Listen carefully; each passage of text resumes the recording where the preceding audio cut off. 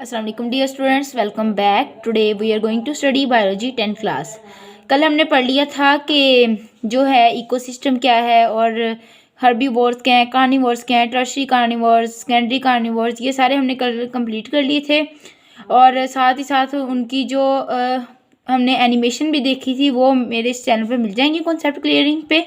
और फिर उसके बाद हम आज पढ़ेंगे flow of energy in an ecosystem. देखें, in an ecosystem energy as well as material travel from one trophic level to the next या to another।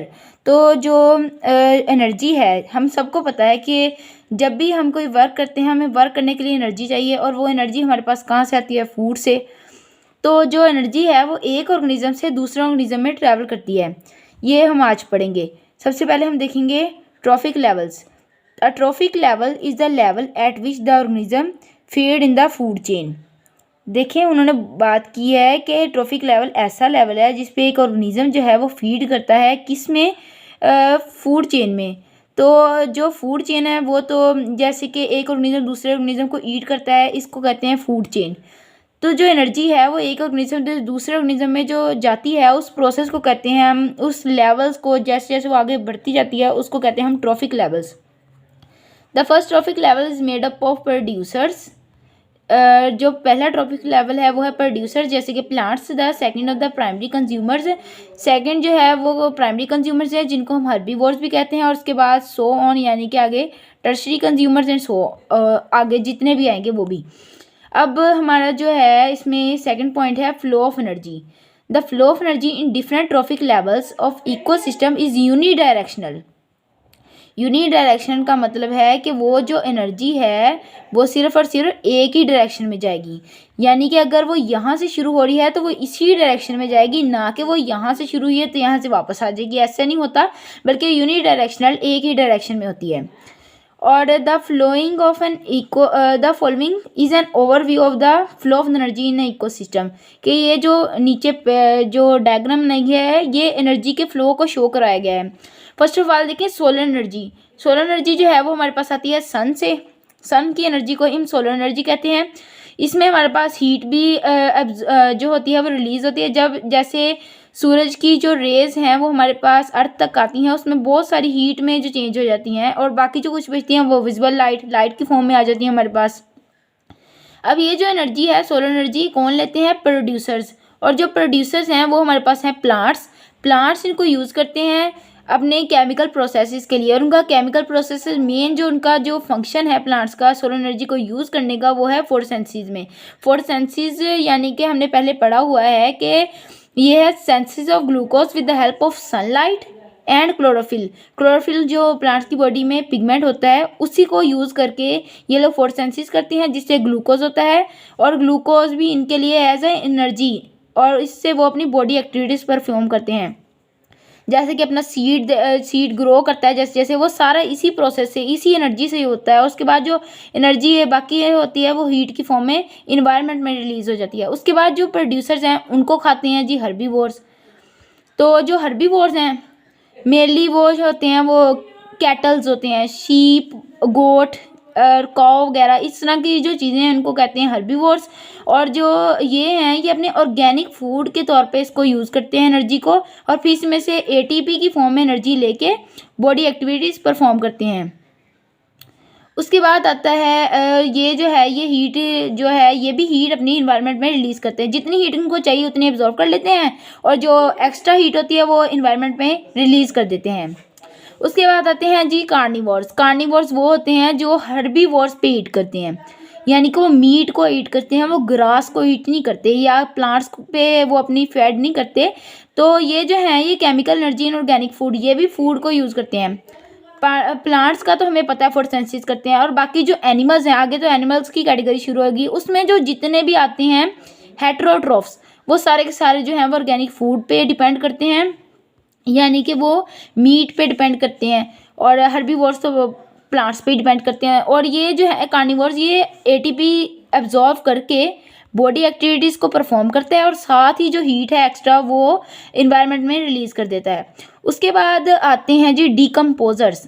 तो डिकम्पोजर जो है वो है मेनली फंजाई, बैक्टीरिया, मशरूम्स, ये या फिर एल्गी, ये सारे के सारे होते हैं डीकम्पोजर, क्योंकि ये जो होते हैं ये ऑर्गेनिक मैटर को डीकम्पोज करते हैं और जो एनर्जी अब्जॉर्ब होती है ना उसको ये यूज़ करते हैं और फिर यूज़ करने के बाद इसको जो एक्स्ट्रा अमाउंट ऑफ एनर्जी होती है उसको ये इन्वायरमेंट में रिलीज़ कर देते हैं और जिससे दोबारा से लाइफ साइकिल स्टार्ट हो जाता है। फिर सोलर एनर्जी से प्रोड्यूसर से हर्बीवोर्स से कार्निवोर्स से डिकम्पोजर। अब देखें यहाँ पे उन्होंने ना आफ्टर डेथ का एरो लगा के डिकम्पोजर के ऊपर इन्होंने पॉइंट किया है। इसका मतलब है कि जो प्रोड्यूसर्स हैं और जो हर्बीवोर्स हैं इनको जो है वो ईट करते हैं डिकम्पोजर।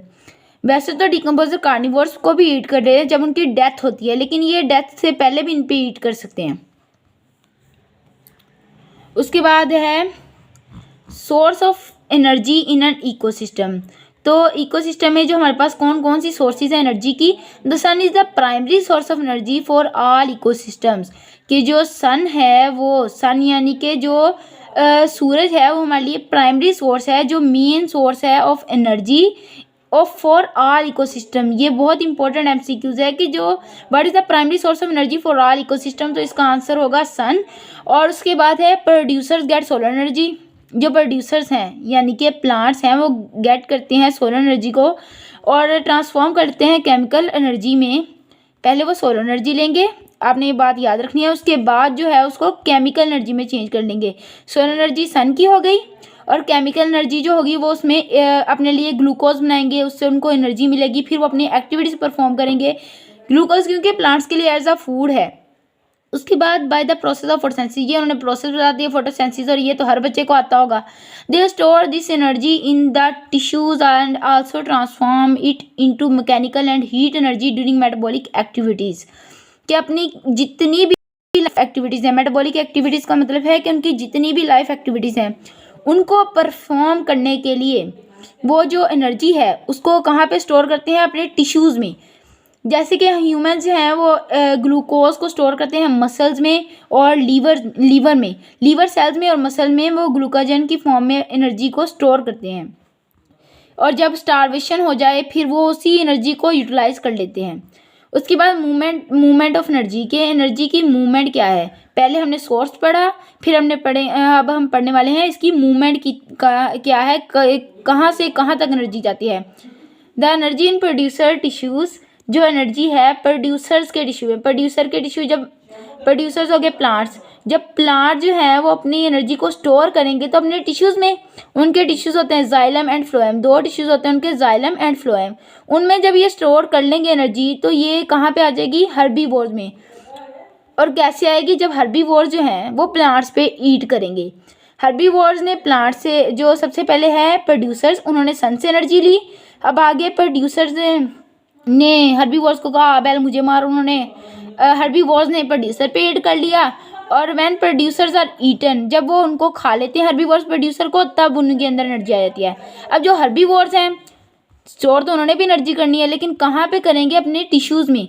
और क्या किस फॉर्म में करेंगे, mechanical and heat energy during their metabolic activities, यानी कि उसको यूटिलाइज कर लेंगे, अपनी एक्टिविटीज़ परफॉर्म करेंगे। जैसे वो जानवर इधर उधर जलते रहते हैं, आवारागर्दी करते हैं कह लें, तो वो इस तरह करके एनर्जी यूटिलाइज कर लेते हैं, क्योंकि energy is required to do work. ये तो हमने पढ़ा हुआ है कि कभी भी कोई वर्क करना हो तो एनर्जी तो यूटिलाइज होगी। तो जो हर्बीवोर्स हैं वो इधर उधर चल के अपनी एनर्जी को यूटिलाइज कर लेंगे और जो बाकी बचेगी उसको अपने टिश्यूज़ में स्टोर कर लेंगे। Carnivores eat herbivores and get energy. अब आगे जी कार्निवोर्स जो होते हैं वो एनिमल पे ईट करते हैं, यानी कि एनिमल आगे से कौन है, हर्बीवोर्स। तो उनको ईट करके एनर्जी को स्टोर कर लेते हैं और बिल्कुल इसी तरह ये एनर्जी को यूज़ करते हैं और उसको स्टोर कर लेते हैं। They also use it for their body activities, अपनी जो है बॉडी एक्टिविटीज़ यानी लाइफ एक्टिविटीज़ परफॉर्म करते हैं। And store the rest in their tissue, जो बाकी बच जाती है उसको कहाँ पे स्टोर करते हैं, टिश्यूज़ में। After the death of the producers and consumers, जो प्रोड्यूसर हैं और कंज्यूमर, प्रोड्यूसर जो हो गए वो प्लांट्स हैं और कंज्यूमर हर्बीवोर और कार्निवोर्स को बोला जा रहा है। जब इन दोनों की डेथ हो जाती है the energy stored in the tissues is used by decomposers. अब देखें वही बात जहां हमने ऊपर की थी कि एनर्जी जो है वो लास्ट में आनी तो डीकम्पोजर्स के पास है और उनके पास भी नहीं रहनी, उनसे भी एनवायरनमेंट में चली जानी है।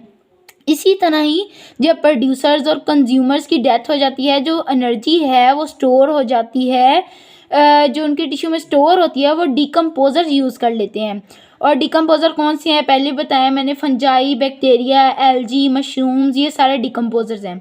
उसके बाद है storage and expenditure of energy, जो एनर्जी को स्टोर करना है और उसको एक्सपेंडिचर का मतलब उसको यूटिलाइज करना है, वो कैसे है। The storage and expenditure of energy, जो स्टोरेज है और एक्सपेंडिचर है किसका, एनर्जी का, इन एन इकोसिस्टम, हमारे इन्वायरमेंट में, is in accordance with the basic law, वो किसके कौन से लॉ के साथ जो है वो डिपेंड करता है, कौन से लॉ को फॉलो करता है, वो थर्मोडाइनमिक्स, लॉ ऑफ थर्मोडाइनमिक्स, जिसका यहाँ से लेके आपकी बुक में यहाँ तक डेफिनेशन है कि energy can nether be created, energy को ना हम क्रिएट कर सकते हैं, नॉट डिस्ट्रॉयड, या उसको हम डिस्ट्रॉय नहीं कर सकते, but can be transferred from one form to another, लेकिन उसको हम एक फॉर्म से दूसरी फॉर्म में कन्वर्ट कर सकते हैं। जैसे मैटर को एनर्जी में कन्वर्ट कर सकते हैं, लेकिन एनर्जी जो है वो उसको डिस्ट्रॉय नहीं किया जा सकता, उसको कभी हम ख़त्म नहीं कर सकते। जैसे आप एग्जांपल ले लें कि जो है अगर आप गार्बेज को बर्न करते हैं तो उसमें से हीट एनर्जी भी प्रोड्यूस होगी, उसमें से लाइट एनर्जी भी प्रोड्यूस होगी, एनर्जी प्रोड्यूस हो गई। लेकिन अब हम क्या करते हैं, क्या हम इस हीट एनर्जी को हाथ से पकड़ के डिस्ट्रॉय कर सकते हैं? कभी नहीं, हम उस लाइट को नहीं डिस्ट्रॉय कर सकते। इसी तरह ही उन्होंने बात की है कि energy can nether be created not destroyed, यानी कि ना हम उसको क्रिएट कर सकते हैं, यानी कि बगैर कुछ किए हम कहें कि एनर्जी क्रिएट हो जाए तो ऐसे तो कभी क्रिएट नहीं होगी, but can be transferred from one form to another, लेकिन वो एक फॉर्म से दूसरी फॉर्म में कन्वर्ट हो सकती है। उसके बाद है in an ecosystem there is, अब वो दो मेन पॉइंट्स हैं कि इकोसिस्टम में कौन सी दो चीज़ें हैं, कांस्टेंट फ्लो ऑफ एनर्जी, ये उस सारे ऊपर वाले पॉइंट्स की समरी है। Constant flow of energy from the sun, के सन से जो है बार बार एनर्जी फ्लो होती है, कहाँ तक, through producers to consumers and decomposers, producer से कंज्यूमर में, कंज्यूमर से फर्दर जो है वो डिकम्पोजर्स में, अब डिकम्पोजर फिर फंजाई, बैक्टीरिया एक्सेट्रा, और ये कंज्यूमर जो हैं ये भी एनिमल्स हैं जो कि हर्बीवोर्स पे ईट करते हैं, लायन, टाइगर, इस तरह के। A significant decrease in useful energy during the transfer of energy at each trophic level, के जो है वो एनर्जी है अगर एक ऑर्गेनिज्म में ज़्यादा है तो अगले में जो उस पर ईट करेगा उसमें उससे कम होगी। एनर्जी में कांस्टेंट डिक्रीज होता है जैसे जैसे जो है ट्रॉफिक लेवल इंक्रीज होता है। इसके आप एग्जांपल ले लें कि जो सन है उससे एनर्जी ज़्यादा आएगी, प्लांट्स उससे कम एनर्जी यूज़ करेंगे, क्योंकि जब प्लांट्स तक वो एनर्जी आ रही है तो वो कई फॉर्म में चेंज हो चुकी होती है उससे पहले, हीट एनर्जी में, लाइट एनर्जी में, और विजिबल लाइट में कन्वर्ट हो जाती है, अल्ट्रा वायलेट रेज में कन्वर्ट हो जाती है, फिर हमारे पास आती है प्लांट्स के पास, और प्लांट्स के बाद जब वो एनर्जी आती है तो वो बहुत कम रह चुकी होती है सूरज की निस्बत। उसके बाद जब प्लांट्स से हर्बीवोर्स में आती है, क्योंकि प्लांट्स जो हैं उन्होंने तो एनर्जी यूज़ कर ली होती है। उसके बाद आए हर्बीवोर्स, हर्बीवोर्स के पास प्लांट्स की जो यूज़लेस एनर्जी है, जो प्लांट्स ने अभी तक यूज़ नहीं की, वो एनर्जी वो हर्बीवोर्स के पास आती है। उसके बाद जो हर्बीवोर्स हैं जब उनको ईट करते हैं कंज्यूमर तो उनमें उससे कम एनर्जी आती है, क्योंकि हर्बीवोर्स ने अपनी एक्टिविटीज़ परफॉर्म कर ली।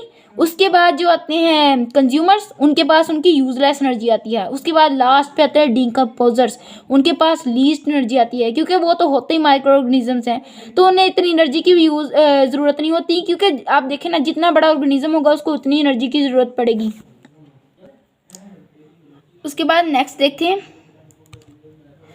Explain the flow of material in an ecosystem, के इकोसिस्टम में जो मटेरियल है वो किस तरह फ्लो कर रहा है वो हमने देखना है। अब इंट्रोडक्शन सबसे पहले हम इसका देख लेते हैं। The material from one trophic level to the next by the means of food chain and food webs, कि जो एनर्जी है, जो मटेरियल है, पहले हमने एनर्जी का पढ़ा, अब हम पढ़ेंगे जो मटेरियल है वो कैसे फ्लो करता है from one trophic level to the next, यानी कि एक ट्रॉफिक लेवल से एक ऑर्गेनिज्म से दूसरे ऑर्गेनिज्म में किस तरह एनर्जी मटेरियल जो है वो ट्रांसफ़र होता है bye the means of food chain and food web, food chain और फूड वेब की मदद से। अब देखते हैं फूड चेन और फूड वेब है क्या।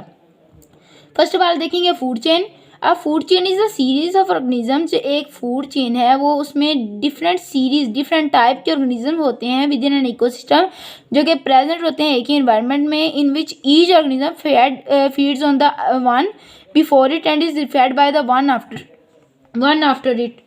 जो अब हम ये वाली लाइन ध्यान से समझने वाली है, in which each organism feed on the one before it, कि जो एक ऑर्गेनिज्म है वो अपने से पहले वाले से ईट हो जाता, जो अपने से पहले वाला होता है उसको ईट कर लेता है, फीड्स यानी कि उसको खा लेता है, and is fed by one after it. और जो अपने बाद आने वाला होता है उस पे जो है वो उसको ईट कर लेता है, जो उसके बाद आने वाला होता है वो उसको ईट कर लेता है। अब इन्होंने एग्जाम्पल दी है ग्रास होपर की, ग्रास होपर की, स्पैरो की और हॉक की। देखें ग्रास, सबसे पहले जो ग्रास है इसको कौन खाएगा? Grass hopper. फर्ज कर लें आप, जो ग्रास होपर है वो फूड चेन में एक ऑर्गेनिज्म है, वो क्या करता है, इस पे जो है वो ग्रास होपर जो है वो ग्रास पे ईट करता है, और जो स्पैरो है वो फिर आगे ग्रास होपर को ईट कर लेती है। अब ये देखें, ये लाइन प्रूफ होगी, in which each organism feeds on the one before it, इसको खा लेता है, वन ये इसके पहले आ रहा है तो वन बिफोर इट यानी कि उसको ईट कर लेगा, and is fed by one after it, और ये जो है स्पैरो वो इसको ईट कर लेगी, और आगे से अगर इसको हम इस एक ऑर्गेनिज्म को कंसीडर करें तो ये इसको ईट करेगा, और आगे से ये फर्दर इसको ईट कर लेगी। उसके बाद है base of food chain is always form by a producer, कि जो एक बेस है वो हमेशा फॉर्म होती है किससे? प्रोड्यूसर से। ये हमने कल भी पढ़ी थी लाइन कि जो है producers are the basis of an ecosystem, जो प्रोड्यूसर हैं वो फॉर्म करते हैं इकोसिस्टम को। जब प्रोड्यूसर इकोसिस्टम को फॉर्म करेंगे तो वो फूड चेन की भी तो बेस होंगे, क्योंकि अगर प्रोड्यूसर ना होंगे तो हर्बीवोर ईट ना करेंगे, हर्बीवोर ईट ना करेंगे तो कंज्यूमर कहाँ से ईट करेंगे। इसी तरह से it is eaten by primary consumer, उन्होंने बता दिया है कि आगे से ये कौन इनको ईट करता है? Primary consumers, which is preyed upon, जिनका कौन शिकार करता है? Secondary consumers. पहले प्रोड्यूसर, फिर प्राइमरी कंज्यूमर, फिर सेकेंडरी कंज्यूमर, फिर सेकेंडरी कंज्यूमर को फर्दर ईट करने वाला जो ऑर्गेनिज्म है उनको कहते हैं tertiary consumers. Food chain can therefore be represented as, अब आगे से उन्होंने फूड चेन को रिप्रेजेंट किया है, प्रोड्यूसर जो हैं वो कहाँ से कंज्यूमर ईट कर लेते हैं उनको, फिर आगे से सेकेंडरी कंज्यूमर प्राइमरी कंज्यूमर को, और फिर टर्शरी कंज्यूमर सेकेंडरी कंज्यूमर को। इसी तरह ये फूड चेन कंटिन्यू रहती है। उसके बाद है consumers a food chain. First of all हम पॉइंट पढ़ेंगे कंज्यूमर्स का, a food chain involves a nutritive interaction among the biotic component of in ecosystem, कि जो फूड चेन है उसमें क्या होता है, उसमें न्यूट्रिटिव इंटरेक्शन होता है, यानी कि न्यूट्रिएंट्स का इंटरेक्शन होता है among the biotic component of ecosystem. Biotic component mean living component of ecosystem, environment के जो लिविंग कंपोनेंट हैं उनमें जो न्यूट्रिएंट्स होते हैं उनके रिलेशन को हम फूड चेन का नाम देते हैं। यूजली देर आर 4 और 5 ट्रॉफिक लेवल्स। अब उन्होंने बता दी यहाँ पे कि कितने ट्रॉफिक लेवल होते हैं, और ये इम्पोर्टेंट एमसीक्यूज भी है कि कितने ट्रॉफिक लेवल्स होते हैं। उसके बाद है shorter food chain provide greater available energy and vice versa, कि जो जितनी छोटी फूड चेन होगी उसमें उतनी ज़्यादा एनर्जी प्रेजेंट होगी, यानी कि जितने कम ऑर्गेनिज्म एक दूसरे को ईट करेंगे उनके पास उतनी ही ज़्यादा एनर्जी जाती जाएगी, और जितने ज़्यादा ऑर्गेनिज्म होंगे, अगर आपके पास फ़र्ज़ कर लें देखें आपके पास अगर हैं 2 लोग हैं और आपके पास 50 रुपये हैं, तो आपने देखे ना दोनों के पास 25-25 चले गए, और अगर आपके पास 4 लोग हैं और 50 रुपये हैं तो सबके पास कम कम पैसे आएंगे। इसीलिए अगर उन्होंने ऐसी बात की है shorter food chain provide greater available energy and vice versa, जैसे कि शॉर्टर फूड चेन होगी तो ज़्यादा एनर्जी होगी, और अगर लॉन्गर फूड चेन होगी तो कम एनर्जी होगी। फूड वेब, उसके बाद हम पढ़ेंगे, पहले हमने पढ़ा फूड चेन और फूड वेब। इन नेचर, कुदरत में, the food chain are very complex, food जो चेन्स हैं वो वेरी कम्प्लेक्स हैं। As one organism may be the food source of many other organism, ये उसी की मिसाल है एक अनार 100 बीमार के, एक ऑर्गेनिज्म जो है उसको कई ज़्यादा ऑर्गेनिज्म, हज़ारों की तादाद में ऑर्गेनिज्म खा सकते हैं। So there is a web link structure form by the interlinked food chains.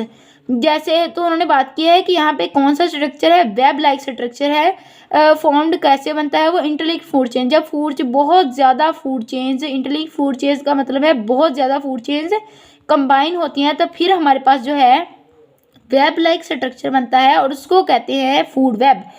तो यहाँ से जैसे कि इंटरनेट हो गया, उसमें डिफरेंट वेबसाइट आती हैं तो उसको हम वेब कह लेंगे, और जो इंटरनेट को वेब कहेंगे और जो बाकी वेबसाइट्स आती हैं उसमें वो उनको हम फूड चेन्स कंसीडर कर लेते हैं। Some interconnected food chain such interconnected food chains collectively make the food web. अब यहाँ पे उन्होंने उसकी प्रॉपर डेफिनेशन दे दी कि फूड वेब जो है वो इंटरकनेक्टेड चैनल है किसका, फूड चेन्स का।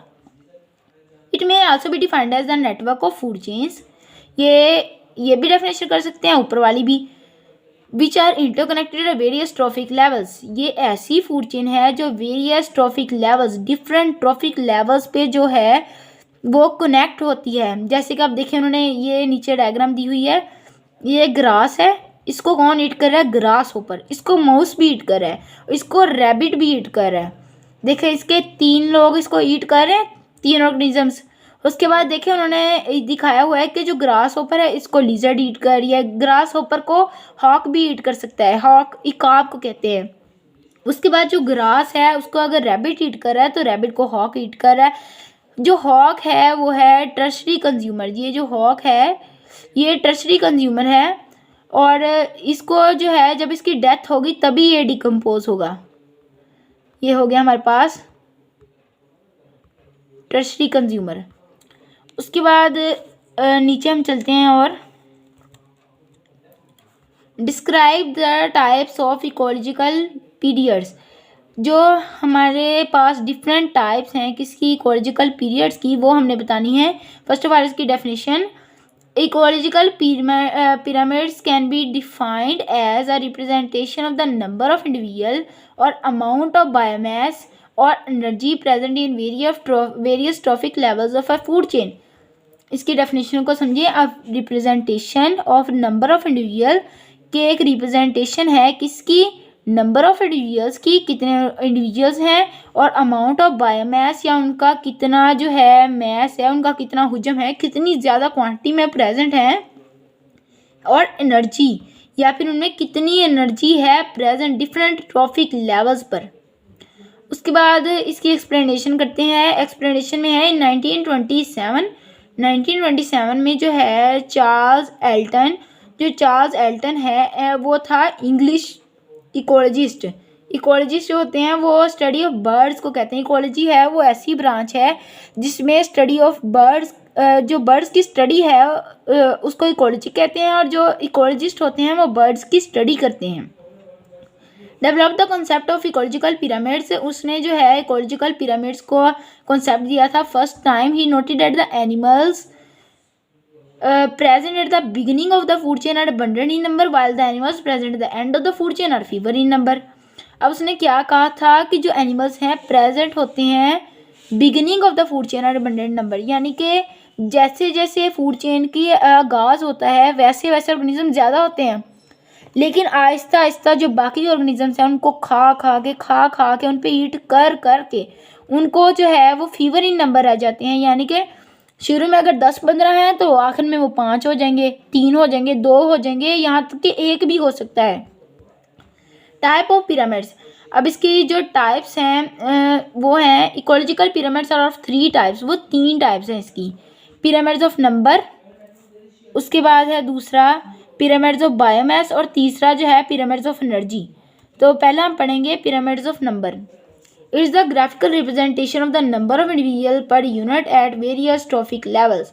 कि क्या है, ग्राफिकल रिप्रेजेंटेशन है। Graphical representation means in the form of graph, यानी कि ग्राफ की फॉर्म में है। अब ग्राफ किसी भी टाइप का हो सकता है, वो पिरामिड की फॉर्म में, इसमें तो ऐसे दिया था पिरामिड का, तो पिरामिड वाला ही कंसीडर कर लें कि इसमें जो है वो डिफरेंट ऑर्गेनिज्म जो हैं वो प्रेजेंट होंगे ग्राफ की फॉर्म में।